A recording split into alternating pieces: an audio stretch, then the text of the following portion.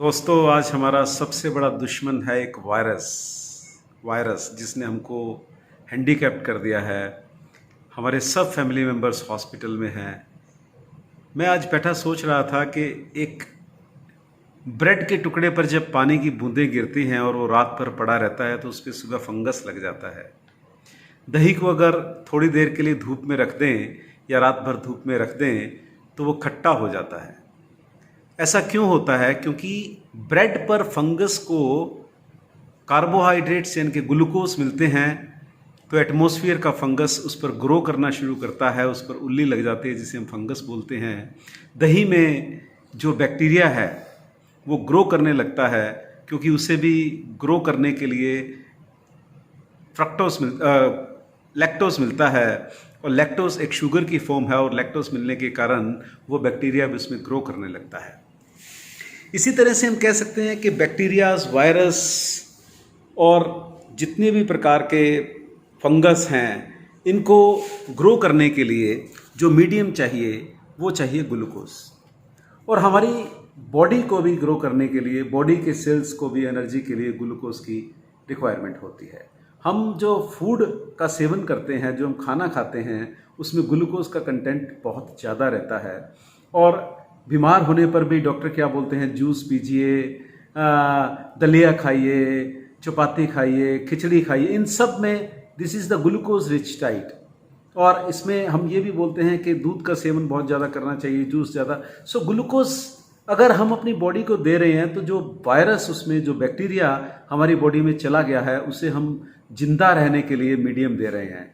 तो जैसे पुराने समय में जब लड़ाई लड़ने के लिए जाते थे तो राजा का सेनापति एक ही बात बोलता था कि सबसे पहले दुश्मन की रसद खत्म कर दो और हमारे सैनिकों के हथियार बढ़ा दो। तो हमें इस लड़ाई को लड़ने के लिए रसद को खत्म करना है दुश्मन के लिए और अपने हथियारों को बढ़ाना है। रसद क्या है? ग्लूकोज। और बॉडी के अंदर इम्यून सिस्टम को इम्प्रूव करने के लिए जो चीज़ें चाहिए वो हैं प्रोटीन रिच डाइट।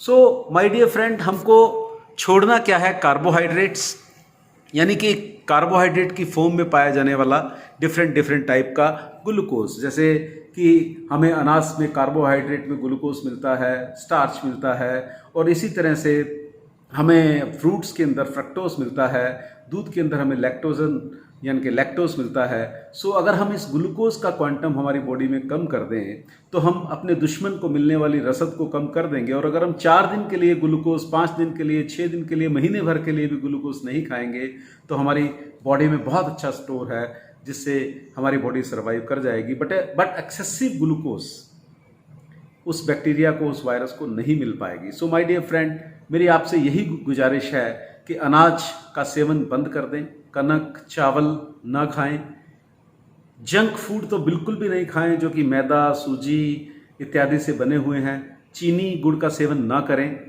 दूध को त्याग दें, फ्रूट जूस को मत पिएं। सिर्फ 4, 5, 6 दिन के लिए अगर आप ये नहीं खाएंगे तो कुछ नहीं होने वाला। खाना क्या है? हमें प्रोटीन रिच डाइट खानी है, जैसे कि पनीर, दही, छाछ, मट्ठा, हरी सब्जियां, सलाद। क्योंकि जब हम प्रोटीन रिच डाइट खाते हैं तो हमें कॉन्स्टिपेशन की प्रॉब्लम होती है। सो इस तरह से हमें, अगर हम सलाद खाएंगे तो हमें कॉन्स्टिपेशन की प्रॉब्लम भी नहीं होगी।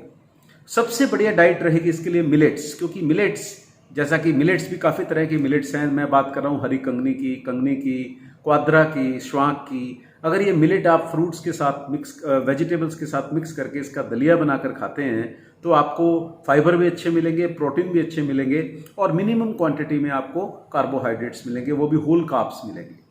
Black rice can be a good option. Soup की फॉर्म में आप चना या मशरूम का सूप ले सकते हैं। अंडे इसके लिए बहुत अच्छा सोर्स हैं। चिकन आदि आप खा सकते हैं। सो मेरी आप सबसे गुजारिश है कि आप इस टाइम को बड़े अच्छे से एक पॉजिटिव फ्रेम ऑफ माइंड के साथ लें और सोचें कि किस तरह से हम डाइट को चेंज करके अपनी लाइफ को अच्छा बना सकते हैं और इस पेंडेमिक के टाइम में हम अपने डाइट को कंट्रोल करके किस तरह से इससे निजात पा सकते हैं। और वर्कआउट हमारी बॉडी के लिए बहुत ज़रूरी है। जितना अच्छा वर्कआउट आप घर में करेंगे उतना लंग्स एक्सपैंड होंगे, उतना लंग्स में रेस्पिरेशन ज़्यादा होगी। और अगर आपके लंग्स में कहीं म्यूकस सिक्रीशन है तो वो म्यूकस बाहर आ सकता है।